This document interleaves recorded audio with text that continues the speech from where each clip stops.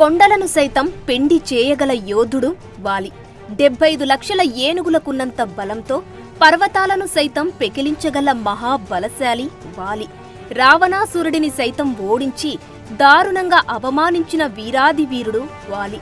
శ్రీరాముడు కూడా వాలితో ఎదురు నిలిచి పోరాడలేక చెట్టుచాటు నుండి చంపాడంటేనే మనకు అర్థమవుతుంది వాలి ఎంతటి శక్తివంతుడు అని. వాలి, ఇతన్ని బాలి అని కూడా అంటారు. ఇతను దేవతల రాజు ఇంద్రుడి కుమారుడు. ఇతనికి తల్లి లేదు. తల్లి లేకుండా ఎలా జన్మించాడని అంటారా? అక్కడికే వస్తున్నా. ఇతని జననం చాలా విచిత్రంగా జరిగింది. బ్రహ్మదేవుని తిలకం నుండి వానరుడిగా జన్మించినవాడు వృక్షవ్రజస్సు. ఇతన్ని వృక్షరజుడని కూడా అంటారు. ఒక్కసారి వృక్షరజుడు ఒక తటాకంలో స్నానం చేస్తాడు. అయితే ఆ తటాకానికి యక్షుడి వల్ల ఓ శాపముంటుంది. అదేమిటంటే దానిలో మగవారు స్నానం చేస్తే ఆడవారిగాను, ఆడవారు స్నానం చేస్తే మగవారిగాను మారిపోతారు. అయితే ఇది తెలియని వృక్షరజుడు అందులో స్నానం చేయడం వల్ల ఒక అందమైన అప్సరసగా మారిపోతాడు. అప్పుడు ఆ ప్రదేశానికి వచ్చిన ఇంద్రుడు, సూర్యుడు అతిలోక సుందరిలా అద్భుత సౌందర్యంతో ఉన్న వృక్షరజుడిని చూసి మోహంతో కామ పరవశులై వృక్షరజుడి వాలభాగంలోనూ కంఠభాగంలోనూ వీర్యాన్ని విడిచిపెడతారు. దానికి వృక్షరజుడు కంగారు పడగా అప్పుడు బ్రహ్మదేవుడు వచ్చి కొడుకు వృక్షరజుడిని చూసి ఇంద్రుడు, సూర్యుడి వీర్యం వల్ల 2 మహావీరులు జన్మిస్తారని, రావణాసురుడి వధలో రాముడికి వానర సైన్యంతో సహా వీరు సహాయం చేస్తారని చెబుతాడు. ఇంద్రుడు వాలభాగంలో వీర్యం వదలడం వల్ల వాలి, సూర్యుడు కంఠభాగంలో వదిలిన వీర్యం వల్ల సుగ్రీవుడు అయోనిజలుగా జన్మిస్తారు. వీరిని కిష్కింద పర్వతాలలో జీవించమని చెప్పి బ్రహ్మ అదృశ్యమవుతాడు. వాలి, సుగ్రీవులు ఇద్దరు చిన్నప్పటి నుండే మహాబలవంతులు, పరాక్రమవంతులు. వాలి ఎంత బలశాలి అంటే 75 లక్షల ఏనుగులకున్నంత శక్తిని ఒక్కడే కలిగి ఉండేవాడు. పెద్ద పెద్ద కొండ శిఖరాలను సైతం పెకిలించి వాటిని బంతుల్లాగా సరదాగా విసిరేవాడు. అడవుల్లో పెద్ద పెద్ద దృఢమైన చెట్లను సైతం ఇష్టమొచ్చినట్లు పీకి పారేసేవాడు. సూర్య నమస్కారాలు చేయడానికి అతను తెల్లవారుజామున తూర్పు సముద్ర తీరం నుండి పశ్చిమ తీరానికి, అలాగే ఉత్తర సముద్ర తీరం నుండి దక్షిణ తీరానికి వెళ్లేవాడు. సముద్రంలో నడుస్తూ ఈదుతూ వెళ్లిన ఇతనికి అలసటగాని ఆయాసంగాని లేకుండా తిరిగి కిష్కిందకు చేరుకునేవాడు. పెరిగి పెద్దయ్యాక వాలి కిష్కిందకు రాజవ్వగా అతని తమ్ముడైన సుగ్రీవుడు అతనికి మంత్రిగా సేవలందిస్తుంటాడు. అమృతం కోసం దేవతలు, రాక్షసులు కలిసి క్షీరసాగర మదనం చేస్తారు. అప్పుడు మహాబలశాలి అయిన వాలి తన తండ్రి దేవేంద్రునికి సహాయంగా క్షీరసాగర మదనంలో పాల్గొంటాడు. సాగర మదనంలో నుండి కొంతమంది అప్సరసలు జన్మిస్తారు. వారిలో తార అనే అప్సరస కూడా ఉంటుంది. అద్భుత అందగత్తె అయిన తారను ఇంద్రుని అనుమతితో వాలి పెళ్లి చేసుకుంటాడు. వారికి అంగదుడు జన్మిస్తాడు. వాలి కిష్కింద పర్వతాలలో ఉన్న వానరులందరినీ తన సొంత బిడ్డలుగా చూసుకుంటూ వారందరికీ రాజుగా జనరంజక పాలన కొనసాగిస్తుంటాడు. తర్వాత ఇంద్రుడు తన కుమారుడైన వాలి వద్దకు వచ్చి అతనికి కాంచనమాల అనే వరమాలను ప్రసాదిస్తాడు. దీనిని నీవు మెడలో ధరించి యుద్ధానికి వెళితే నీ ఎదురు నిలిచి పోరాడే శత్రువు శక్తిలో నుండి సగం శక్తి నీకు సంక్రమిస్తుందని చెబుతాడు. ఇక అప్పటి నుండి వాలి ఆ వరమాలను ధరించి యుద్ధానికి వెళ్లి తన శక్తితో పాటు తన శత్రువు యొక్క సగం శక్తిని కూడా తనలో కలుపుకుని యుద్ధంలో చాలా తేలికగా విజయం సాధించేవాడు. ఒకసారి నారదుడు లంకా నగరానికి వెళ్లి రావణాసురుడిని కలుస్తాడు. మాటల సందర్భంలో వాలి మహాబలశాలి అని, రావణుడితో అనగా కైలాస పర్వతాన్నే అవలీలగా ఎత్తిన నాకన్నా వాలి బలవంతుడా, వాడి సంగతి ఇప్పుడే తేలుస్తానంటూ కిష్కిందకు వచ్చిన రావణుడు తనతో యుద్ధం చేయమని వాలిని సవాలు చేస్తాడు. అప్పుడు వాలి రావణుడితో భీకర యుద్ధం చేస్తాడు. వాలికి ఇంద్రుడు ఇచ్చిన కాంచనమాల వరం వల్ల రావణాసురుడి సగం శక్తి వాలికి వస్తుంది. కొన్ని రోజుల పాటు జరిగిన ఆ భయంకర యుద్ధంలో చివరకు రావణాసురుడిని తన తోకతో బంధించిన వాలి లోకాలన్నీ త్రిప్పుతూ దారుణంగా అవమానిస్తాడు. నేను ఓడిపోయానని నన్ను క్షమించి విడిచిపెట్టమని వాలిని వేడుకుంటాడు రావణుడు. అప్పుడు వాలి రావణుడిని విడిచిపెట్టగా సంతోషించిన రావణుడు వాలితో స్నేహం కోరుతాడు. అందుకు అంగీకరించిన వాలి రావణుడిని తన స్నేహితుడిగా ప్రకటించి స్నేహం కొనసాగిస్తాడు.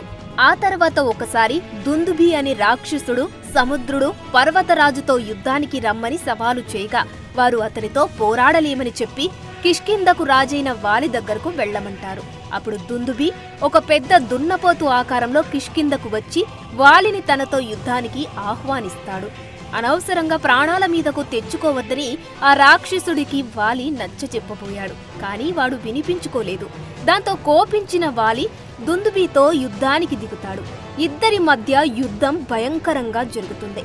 రోజుల తరబడి ఒకరిని ఒకరు కొట్టుకుంటారు.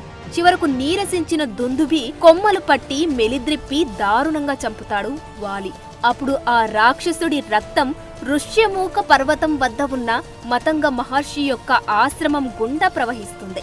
రక్తంతో తన ఆశ్రమం అపవిత్రమైందని కోపగించుకున్న మతంగ మహర్షి అందుకు వాలి బాధ్యుడని తన దివ్య దృష్టి ద్వారా తెలుసుకొని, నీవు కనుక ఋష్యమూక పర్వతం మీద కాలు పెడితే చనిపోతావని వాలిని శపిస్తాడు. ఆ తర్వాత దుందుబి కొడుకు మాయావి తన తండ్రి మరణానికి ప్రతీకారం తీర్చుకోవాలని వాలితో యుద్ధానికి దిగుతాడు. మాయావికి వాలికి మధ్య యుద్ధం భయంకరంగా జరుగుతుంది. నీరసించిన మాయావి వాలితో యుద్ధం చేయలేక భయపడి దగ్గరలో ఉన్న ఒక గుహలోకి పరిగెత్తుతాడు. అతనిని అనుసరించి వాలి, సుగ్రీవుడు ఆ గుహ దగ్గరికి వెళతారు. సుగ్రీవుడిని గుహ బయట ఉండమని చెప్పి వాలి లోపలికి వెళతాడు. 1 సంవత్సరం పాటు అన్న వాలి రాక కోసం ఎదురుచూస్తాడు సుగ్రీవుడు. తర్వాత ఆ గుహ నుండి రక్తం ఏరులై పారుతుంది. ఆ రక్తాన్ని చూసి తన అన్న వాలి చనిపోయాడనుకుని ఏడుస్తాడు సుగ్రీవుడు.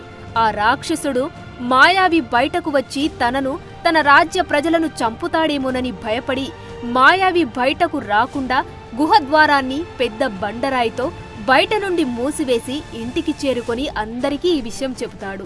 వాలి మరణించాడని తెలుసుకున్న వానరులంతా బాధపడతారు. తర్వాత వానర పెద్దలందరి సూచనతో కిష్కింధకు రాజుగా సుగ్రీవుడు పట్టాభిషిక్తుడవుతాడు. అయితే గుహలో మాయావిని చంపిన వాలి విజయోత్సాహంతో బయటకు రాబోగా గుహ ద్వారం మూసి ఉండడం చూసి నన్ను బయటకు రాకుండా చేసి ఈ గుహలోనే బందీగా ఉంచి చంపాలని సుగ్రీవుడు తన కుటిల బుద్ధితో ద్వారం మూసివేశాడని తప్పుగా అర్థం చేసుకుని తన గదతో బండరాయిని బద్దలు కొట్టి కిష్కింధకు చేరుకుంటాడు వాలి. అక్కడ సింహాసనంపై సుగ్రీవుడిని చూసి కోపంతో ఊగిపోతూ, నీవు రాజువి కావాలనే స్వార్థంతో నన్నే చంపాలని చూస్తావా ద్రోహి అంటూ సుగ్రీవుడిని దారుణంగా కొట్టి రాజ్యం నుండి బహిష్కరిస్తాడు. అంతేకాక సుగ్రీవుని భార్య రూమాని చెరబట్టి తన ఉంపుడు గత్తెగా చేసుకుంటాడు. తన అన్న వాలి చేత నిందారోపణకు గురైన సుగ్రీవుడు తీవ్ర అవమాన భారంతో ఋష్యమూక పర్వతంపై ఆశ్రయం పొందుతాడు. మతంగ మహర్షి శాపం కారణంగా వాలి ఎప్పటికీ ఆ పర్వతం దగ్గరికి రాడని, ఇక తను క్షేమంగా ఉండవచ్చని అనుకుంటాడు. సుగ్రీవుడి వెంట అతని మంత్రి అయిన హనుమంతుడు, మరికొంతమంది వానర వీరులు ఋష్యమూక పర్వతానికి వస్తారు. ఇంకోవైపు తండ్రి ఆజ్ఞానుసారంగా శ్రీరాముడు సీతా లక్ష్మణుడితో కలిసి వనవాసానికి అడవికి రాగా అక్కడ లక్ష్మణుడు శూర్పణఖ ముక్కు చెవులు కోస్తాడు. తన చెల్లికి జరిగిన అవమానానికి కోపంతో రగిలిపోయిన రావణాసురుడు సీతను అపహరించి లంకా రాజ్యానికి తీసుకుపోతాడు. సీతను కాపాడడానికి జటాయువు ప్రయత్నించి రావణుడి చేతిలో గాయపడతాడు. అప్పుడు సీతాదేవిని వెతుకుతూ వచ్చిన రామలక్ష్మణులకు సీతను రావణుడు ఎత్తుకెళ్లాడని చెప్పి, మీరు ఋష్యమూక పర్వతంపైనున్న సుగ్రీవుడు వద్దకు వెళితే అతను మీకు సహాయం చేస్తాడని చెప్పి జటాయువు చనిపోతాడు. అప్పుడు రామలక్ష్మణులు ఋష్యమూక పర్వతానికి చేరుకునగా మహాధనుర్ధారులైన రామలక్ష్మణులను దూరం నుండి చూచిన సుగ్రీవుడు భయపడి వారి గురించి తెలుసుకురమ్మని హనుమంతుడిని పంపగా, హనుమంతుడు వారు అయోధ్య రాకుమారులైన రామలక్ష్మణులని సహాయం కోరి వచ్చారని తెలుసుకుని సుగ్రీవుని వద్దకు తీసుకుని వస్తాడు. హనుమంతుని ద్వారా వారి వృత్తాంతాన్ని విన్న సుగ్రీవుడు రామలక్ష్మణులను స్వాగతించి ఆదరిస్తాడు.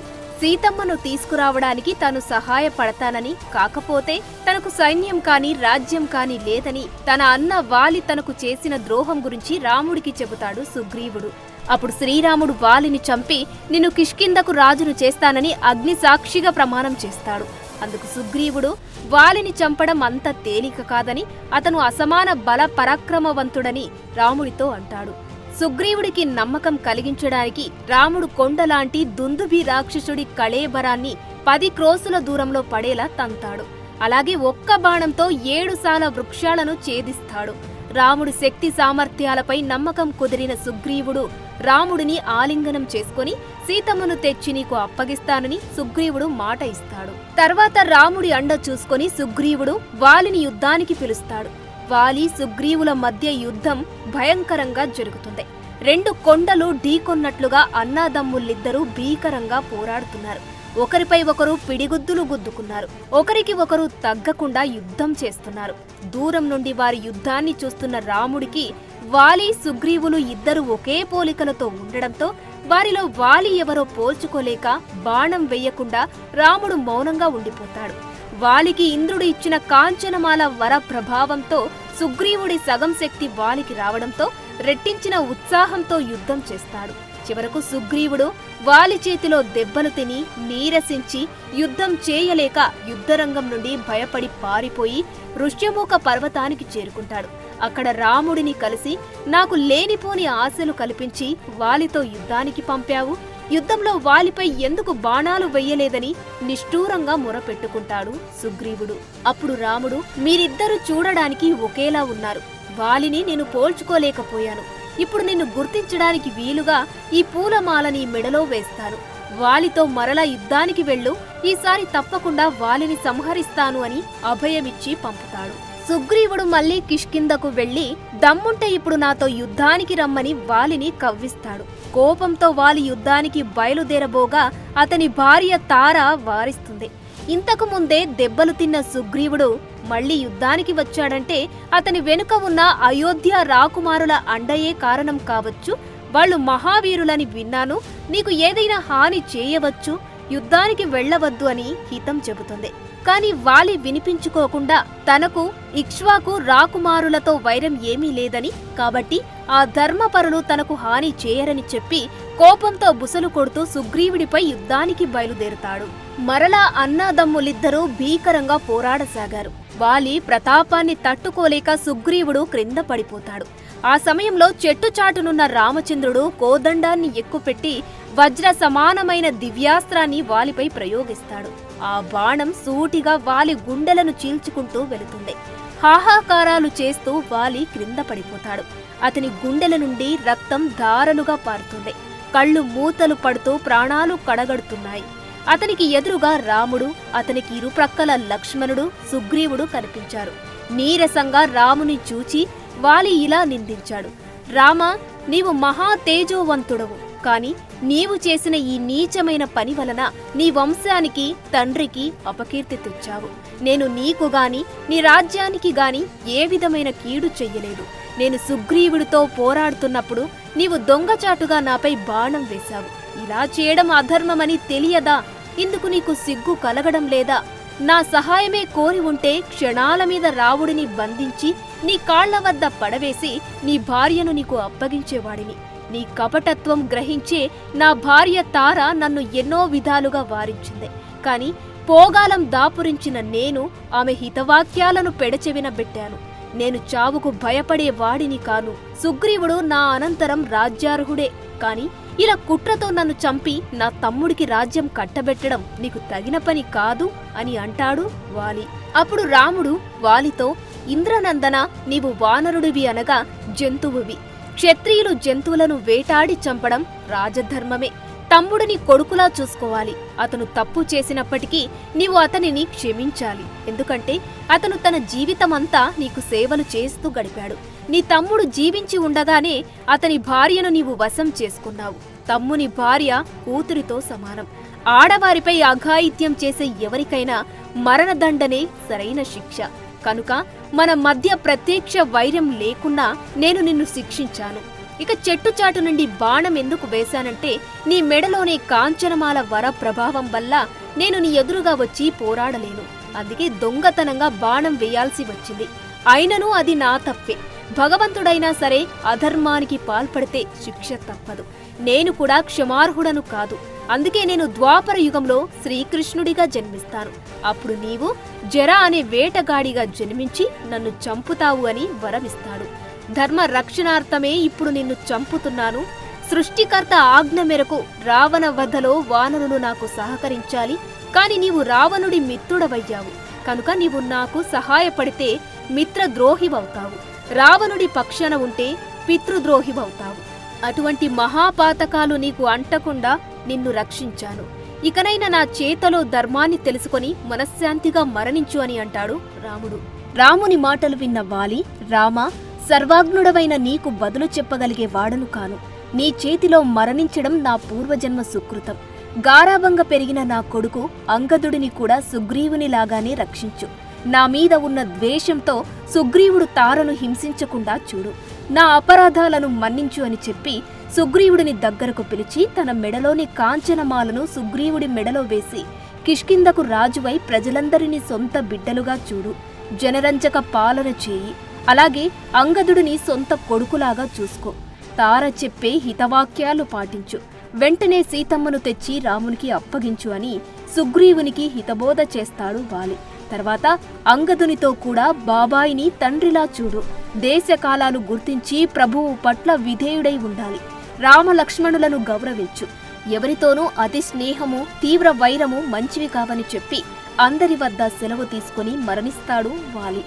వాలి మరణంతో వానరులంతా ఏడుస్తారు. తనను కూడా చంపి భర్త దగ్గరకు పంపమని తార రాముడిని ప్రాధేయపడుతుంది. సుగ్రీవుడు కూడా పశ్చాత్తాపంతో కుమిలిపోయి తాను కూడా మరణిస్తానంటాడు. వారందరినీ ఓదార్చిన రాముడు వాలికి అంత్యక్రియలను జరపమని చెబుతాడు. అనంతరం రాముడు కిష్కింధకు రాజుగా సుగ్రీవుడిని, యువరాజుగా అంగదుడిని పట్టాభిషిక్తులను చేస్తాడు. ఆ తర్వాత రామ-రావణ యుద్ధం జరిగి రావణ సంహారం తర్వాత సీత రాముణ్ణి చేరుతుంది. త్రేతాయుగం ముగిశాక ద్వాపర యుగంలో శ్రీరాముడు శ్రీకృష్ణుడిగా జన్మించి దుష్ట శిక్షణ కోసం మహాభారత మహాయుద్ధాన్ని జరిపిస్తాడు. దుష్టులను సంహరిస్తాడు. మహాభారత యుద్ధం ముగిసిన 36 సంవత్సరాల తరువాత ఒకసారి అడవిలో కాలు మీద కాలు వేసుకుని నిద్రపోతుంటాడు శ్రీకృష్ణుడు. అప్పుడు జర అనే వేటగాడు ఆ కాలిని చూసి దానిని లేడిగా భావించి బాణం విసరగా అది శ్రీకృష్ణుడి బొటన వేలుకు తగిలి రక్తం కారి శ్రీకృష్ణుడు అవతారం చాలిస్తాడు. ఆ జర వేటగాడే గత జన్మలో వాలి. రామాయణంలో వాలిని శ్రీరాముడు చెట్టుచాటు నుండి చంపిన అధర్మం ఫలితంగా అప్పుడు రాముడు వాలికి ఇచ్చిన వరం కారణంగా భారతంలో శ్రీకృష్ణుడిని వాలి జరగా జన్మించి బాణం వేసి తన చావుకు ప్రతీకారం తీర్చుకుంటాడు. భగవంతుడైనా సరే తప్పు చేస్తే శిక్ష అనుభవించాల్సిందే. దేవుడే కర్మను తప్పించుకోలేకపోయాడు. మానవులం మనమింత. అందుకే మనం ఎప్పుడూ సన్మార్గం వైపు నడుస్తూ ధర్మాన్ని ఆచరిస్తూ 10 మందికి మంచి చేయాలి. అప్పుడే ఈ పుట్టుకకు ఒక అర్థం, పరమార్థం ఉంటుంది. సర్వే జనా సుఖినో భవంతు. For more videos like this, subscribe Big TV channel.